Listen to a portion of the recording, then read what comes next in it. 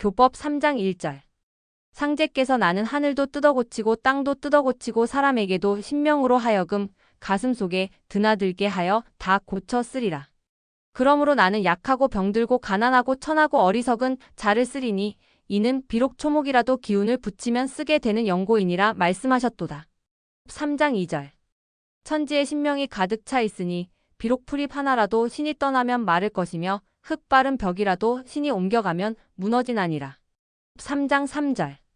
나의 말은 늙지도 줄지도 않고 여합부 절이니라. 3장 4절. 이제 하늘도 뜯어고치고 땅도 뜯어고쳐 물샐 틈 없이 도수를 짜 놓았으니 제 한도에 돌아 닿는 대로 새 끼틀이 열리리라. 또 신명으로 하여금 사람의 뱃속에 출입케 하여 그 체질과 성격을 고쳐 쓰리니 이는 비록 말뚝이라도 기운을 붙이면 쓰임이 되는 연고니라.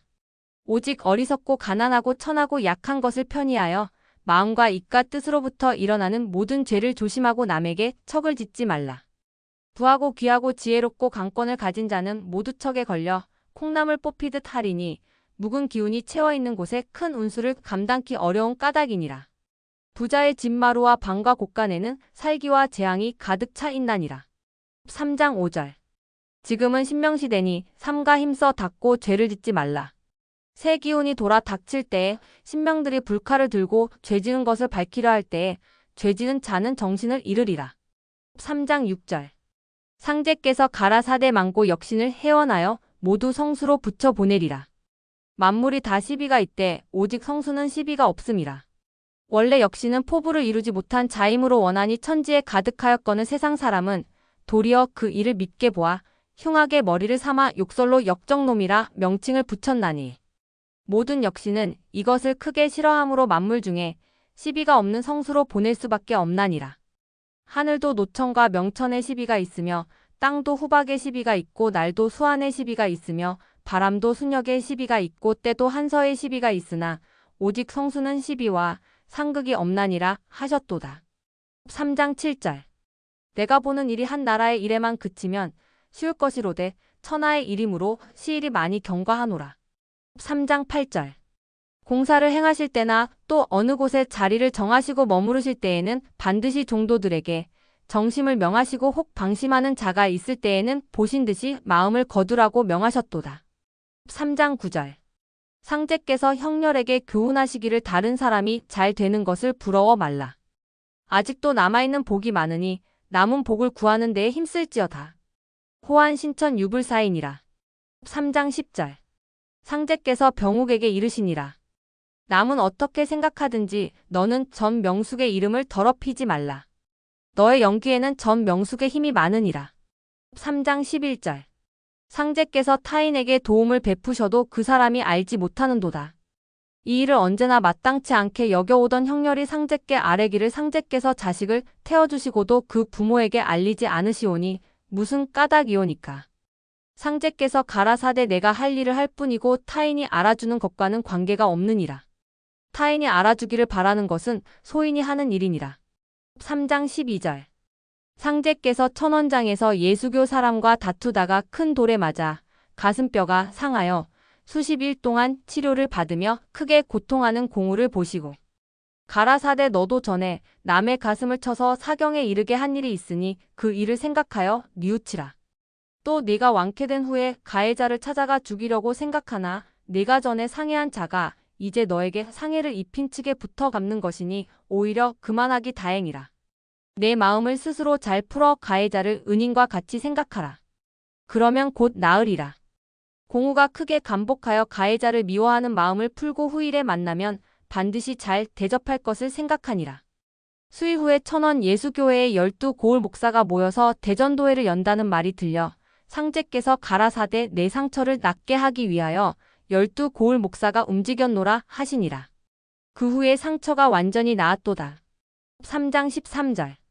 상제께서 몇 달 동안 경석을 대동하시고 공사를 보셨도다. 이때 상제께서 임피최 군숙의 집에 머물고 계셨는데 어느 날 이곳을 떠나 동곡에 들르지 아니하고 바로 태인으로 가셨느니라. 이 일로써 광차는 우리는 다 무용지물이라고 더욱 불평을 품고 상제를 크게 원망하는지라.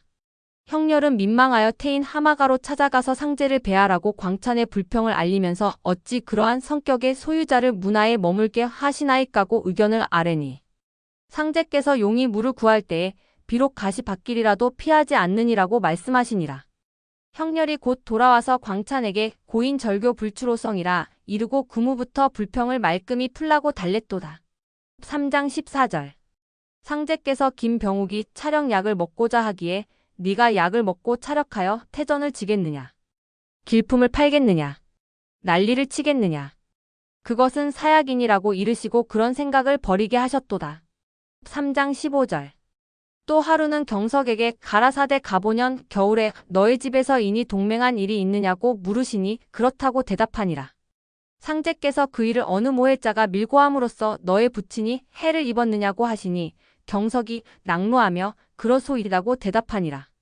또 가라사대 너의 형제가 음해자에게 복수코자 함은 사람의 정으로는 당연한 일이나 너의 부친은 이것을 크게 근심하여 나에게 고하니 너희들은 마음을 돌리라. 이제 해원시대를 당하여 악을 선으로 갚아야 하나니 만일 너희들이 이 마음을 버리지 않으면 후천에 또다시 악의 씨를 뿌리게 되니 나를 조투렸거든 잘 생각하여라 하시니라.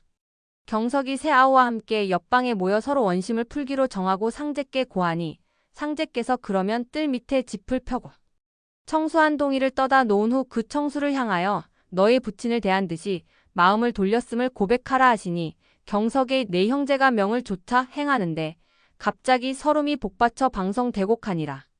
이것을 보시고 상제께서 너의 부친은 너희들이 슬피 우는 것을 괴로워하니 그만 울음을 그치라 이르시니라. 그 후에 청고 춘추 아방궁 만방 1월 동작대란 글을 써서 벽에 붙이시며 경석으로 하여금 항상 마음에 두게 하셨도다. 3장 16절 하루는 상제께서 자신이 하시는 일을 탕자의 일에 비유하시니라. 옛날에 어떤 탕자가 있었느니라. 그는 자신이 방탕하여 보낸 허송세월을 횟가자책하여 내 일생을 이렇게 헛되게 보내어 후세에 남김이 없으니 어찌 한스럽지 아니하리요. 지금부터라도 신선을 만나서 선악을 배우겠노라고 계심하니라. 그러던 차에 갑자기 심신이 상쾌하여지더니 돌연히 하늘에 올라가 신선 한 분을 만나니라. 그 신선이 네가 이제 뉘우쳐 선악을 뜻하니 심히 가상하도다. 내가 너에게 선악을 가르치리니 정결한 곳에 도장을 짓고 여러 동지를 모으라고 이르니라. 방탕자는 그 신선의 말대로 정신을 차리고 동지를 모으기 시작하였으나 만나는 사람마다 그의 방탕을 알고 따르지 않는지라. 겨우 몇 사람만의 응낙을 받고 이들과 함께 도장을 차렸던 바 갑자기 천상으로부터 채운이 찬란하고 선악 소리가 들리더니 그 신선이 나타나서 선악을 가르쳤도다. 3장 17절 그리고 하루는 종도들에게 지난날의 일을 밝히시니라. 최풍원이라는 고흥 사람은 류훈장의 하인인데 늘 술에 취해 있는 사람과 같이 그 언행이 거칠으나 일처리에 남보다 뛰어난지라 훈장은 속으로 그 일꾼을 아꼈도다. 훈장은 왜군이 침입한다는 소문에 민심이 흉악해지는 터에 피난할 길을 그에게 부탁하였으되 풍원은 수차 거절하다가 주인의 성의에 이기지 못하여 가산을 팔아서 나에게 맡길 수 있나이까 하고 물었느니라. 류훈장이 기꺼이 응낙하고 가산을 팔아서 그에게 맡겼도다. 풍원은 그 돈을 받아가지고 날마다 술을 마시며 방탕하여도 류훈장은 아예 모르는 체하더니 하루는 최풍원이 죽었다는 부고를 받고 뜻밖의 일로 크게 낙담하면서 풍원의 집에 가서 보니 초상난지라. 그는 하는 수 없이 그의 아들을 위로하고 혹 유언이나 없었더냐고 물으니 그 아들이 류훈장에게 통지하여 그 가족들에게 복을 입혀 상여를 따라서 나를 지리산 아무 곳에 장사하게 하라고 전하니라.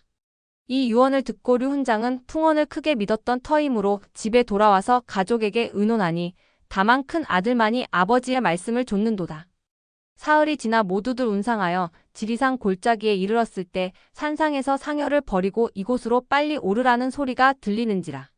모두 그쪽을 바라보니 최풍원이라. 모두들 반겨 쫓아 올라가니 그곳에 집 한 채에 풍부한 식량이 마련되어 있느니라. 다시 최풍원을 따라 산꼭대기에 올라가서 그가 가리키는 대로 내려다보니 사방이 불바다를 이루고 있는지라. 그 까닭을 물으니 그는 외병이 침입하여 마을마다 불을 지른 것이라 이르도다. 3장 18절 상제께서 깊은 밤중에 태인읍에서 종도들을 데리고 산에 올라가서 공사를 행하신 후에 그들에게 이 공사에 천지 대신명이 모였으니 그들이 해산할 때에 반드시 참혹한 응징이 있으리라고 말씀을 마치시자 뜻밖의 테이늪으로부터 군중의 고함 소리가 일어나는지라. 종도들이 상제를 모시고 산에서 내려와 이를 살피니 군중이 신경연의 주막에 뛰어들어가서 세간살이와 술 항아리를 모두 부쉈도다. 원래 신경연은 술장사를 시작한 이후 읍내 청년들의 호감을 얻어서 돈을 모았으나 그 청년들이 궁핍하며 냉대함으로 그들이 그의 몰인정에 붕괴하여 습격한 것이었도다. 그 이튿날 상제께서 경연의 주막에 가시니 그 부부가 서로 울면서 다른 곳으로 이사하려 하거늘 상제께서 아무 말씀을 않고 경연의 부인에게 술을 청하였으나 그 여인이 술 항아리를 모두 깨었으니 무슨 술이 있사오리까고 말하거늘 가라사대 저 궤 속에 감추어둔 소주를 가져오라 하시니라. 그 여인은 당황하여 선생님 앞에서는 조금도 숨길 수 없나이다고 말하면서 작은 병에 담겨있는 소주를 따라 올리니 상제께서 경연 부부에게 모든 일의 옳고 그름이 다 나에게 있는 것이지 위치에 의하여 있는 것이 아니니 이후로 모든 일을 잘 생각하여 할지어다. 그렇게 하면 앞길이 다시 열리고 영업이 흥성하리라고 타이르시니라. 이 부부는 타이르신 대로 이사를 중지하고 허물을 고치고 장사를 계속하더니 얼마 안 되어 영업이 다시 흥성하여지니라. 3장 19절 상제께서 일찍이 손바래기 시루산에서 호둔을 보시고 범의 성질이 너무 사나워 사람을 잘 해친다 하기에 그 성질을 알아보시니라. 사람이 전부 돼지 같은 짐승으로 보이니 범을 그대로 두었다가는 사람들이 그 피해를 심하게 입을 것이므로 종자를 전할 만큼 남겨두고 번성치 못하게 하였노라고 종도들에게 이르셨도다. 3장 20절 상제께서 최익현이 순창에서 체포되었다는 소식을 접하고 가라사대 일심의 힘이 크니라. 같은 탄알 밑에서 정낙원은 죽고 최면함은 살았느니라. 이것은 일심의 힘으로 인함이니라. 일심을 가진 자는 한 손가락을 튕겨도 능히 만리 밖에 있는 군함을 물리치리라 하셨도다. 상제께서 최익현의 만장을 다음과 같이 지으셨도다. 3장 21절 죄는 남의 천륜을 끊는 것보다 더 큰 것이 없나니 최익현이 고종 부자의 천륜을 끊었으므로 죽어서 나에게 하소연하는 것을 볼지어다. 3장 22절 조선과 같이 신명을 잘 대접하는 곳이 이 세상에 없도다. 신명들이 그 은혜를 갚고자 제각기 소원에 따라 부족함이 없이 받들어줄 것이므로 도인들은 천하사에만 아무 거리낌 없이 종사하게 되리라. 3장 23절 세계의 모든 족속들은 각기 자기들의 생활 경험의 전승에 따라 특수한 사상을 토대로 색다른 문화를 이룩하였으되 그것을 발휘하게 되자 마침내 큰 시비가 일어났도다. 그러므로 상제께서 이제 민족들의 제각기 문화의 정수를 거둬 후천에 이룩할 문명의 기초를 정하셨도다. 3장 24절 상제께서 교훈하시기를 인간은 욕망을 채우지 못하면 분통이 터져 큰 병에 걸리느니라. 이제 먼저 남법을 세우고 그 후에 진법을 내리나니 모든 일을 풀어 각자의 자유의사에 맡기노니 범사의 마음을 바로 하라. 사곡한 것은 모든 죄의 근본이요 진실은 만복의 근원이 되니라. 이제 신명으로 하여금 사람에게 임하여 마음의 먹주를 겨누게 하고 사정의 감정을 번갯불에 붙이리라. 마음을 바로 잡지 못하고 사곡을 행하는 자는 지기가 내릴 때에 심장이 터지고 뼈마디가 퉁겨지리라. 운수야 조컷만 목을 넘어가기가 어려우리라.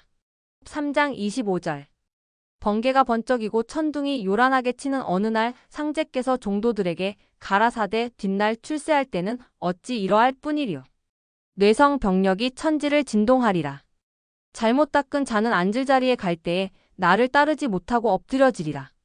부디 마음을 부지런히 닫고 나를 깊이 생각하라 하셨도다. 3장 26절 옛적의 신성이 입극하여 성홍을 겸비해 정치와 교화를 통제 관장하였으되 중고 이래로 성과웅이 바탕을 달리하여 정치와 교화가 갈렸으므로 마침내 여러 가지로 분파되어 진법을 보지 못하게 되었느니라. 이제 원시 반본이 되어 군사위가 한 갈래로 되리라. 3장 27절 나는 생장염장의 사회를 쓰나니 이것이 곧 무의환이라. 3장 28절 모든 일을 알기만 하고 쓰지 않는 것은 차라리 모르는 것만 못하리라. 그러므로 될 일을 못되게 하고 못될 일을 되게 하여야 하나니 손 빈의 제조는 방 연으로 하여금 마릉에서 죽게 하였고 제갈량의 제조는 조조로 하여금 화용도에서 만나게 하는 데 있느니라. 3장 29절 천지종용지사도 자아유지하고 천지불란지사도 자아유지하나니 공명지정대와 자방지 종용을 본받으라. 3장 30절. 또 가라사대 난을 짓는 사람이 있어야 다스리는 사람이 있나니 치유가 장난하여 큰 안개를 지었으므로 황제가 진앙거로서 칠한하였도다. 난을 짓는 자나 난을 다스리는 자나 모두 조화로다. 그러므로 최재우는 장난한 사람이요 나는 칠한하는 사람이니라. 전 명숙은 천하의 난을 동케 하였느니라. 3장 31절. 옛적부터 상통천문과 하달지리는 있었으나 중차린이는 없었나니 이제 나오리라. 3장 32절. 수은가사의 제소위 추리한다고 생각하나 그뿐이라 하였나니 너희들이 이곳을 떠나지 아니함은 의혹이 더하는 연고라. 이곳이 곧 선방이니라. 3장 33절. 위증은 밤이면 옥경에 올라가 상제를 섬기고 낮이면 당 태종을 섬겼다 하거니와 나는 사람의 마음을 뺐다 넣었다 하리라. 3장 34절. 상제께서 종도들에게 가라사대 선천에서는 상극지리가 인간과 사물을 지배하였으므로 도수가 그릇되어 제자가 선생을 해야 하는 하극상의 일이 있었으나 이후로는 강륜이 나타나게 되므로 그런 불의를 감행하지 못할 것이니라. 그런 짓을 감행하는 자에게 배사율의 벌이 있으리라 하셨도다. 3장 35절. 선천에는 모사가 제인하고 성사는 제천이라 하였으되 이제는 모사는 제천하고 성사는 제인이니라. 또 너희가 아무리 죽고자 하여도 죽지 못할 것이요 내가 놓아주어야 죽느니라. 3장 36절. 천하의 대세가 가구판 노름과 같으니 같은 끝수의 말수가 먹느니라. 3장 37절. 이 세상에 전하여 오는 모든 허례는 묵은 하늘이 그릇되게 꾸민 것이니 앞으로는 진법이 나오리라. 3장 38절. 이제 동서양이 교류되어 여러 가지 주의가 일고 허다한 단체가 생기나니 이것은 성숙된 가을에 오곡을 걷어 결속하는 것과 같은 것이니라. 3장 39절. 어떤 사람이 계룡산의 정씨가 도읍하는 비결을 묻기에 상제께서 이렇게 이르시니라. 일본인이 산속만이 아니라 깊숙한 섬속까지 샅샅이 뒤졌고 또 바다속까지 측량하였느니라. 정씨가 몸을 붙여 이를 버릴 곳이 어디에 있으리요. 그런 생각을 아예 버리라. 3장 40절. 상제께서 어떤 사람이 계룡산 건국의 비결을 물으니 동서양이 통일하게 될 터인데 계룡산에 건국하여 무슨 일을 하리요. 그자가 다시 언어가 같지 아니하니 어찌하오리까고 묻기에 언어도 장차 통일되리라고 다시 대답하셨도다. 3장 41절. 후천에서는 종자를 한 번 심으면 해마다 뿌리에서 새싹이 돋아 추수하게 되고 땅도 가꾸지 않아도 옥토가 되리라. 이것은 땅을 섞자 새치를 태우는 까닭이니라. 3장 42절. 원시 반본하는 때라 혈통줄이 바로잡혀 환부역조와 환고라는 자는 다 죽으리라. 3장 43절. 세상이 급박해질 때 산도 물도 붉어지리라. 자식이 지중하지만은 제 몸을 돌볼 겨를이 없으리라. 어찌 자식의 손목을 잡아 끌어낼 사이가 있으리요. 3장 44절. 상제께서 이런 말씀을 종도들 앞에서 하신 적이 있느니라. 내가 출세할 때에는 하루 저녁에 주루 보각망간을 지어 각자가 닦은 공덕에 따라 앉을 자리에 앉혀서 신명으로 하여금 각자의 옷과 밥을 마련하게 하리라. 못 앉을 자리에 앉은 자는 신명들이 그 목을 끌어내리라. 3장 45절. 내가 일하고자 들어앉으면 너희들은 아무리 나를 보려고 하여도 못 볼 것이요 내가 찾아야 보게 되리라. 3장 46절. 대저 아무것도 모르는 것이 편하리라. 닥쳐오는 일을 아는 자는 창생의 일을 생각하여 비통을 이기지 못하리라. 3장 47절. 상제께서 종도들에게 때때로 시를 읽어주심으로써 그들로 하여금 깨우치게 하셨도다.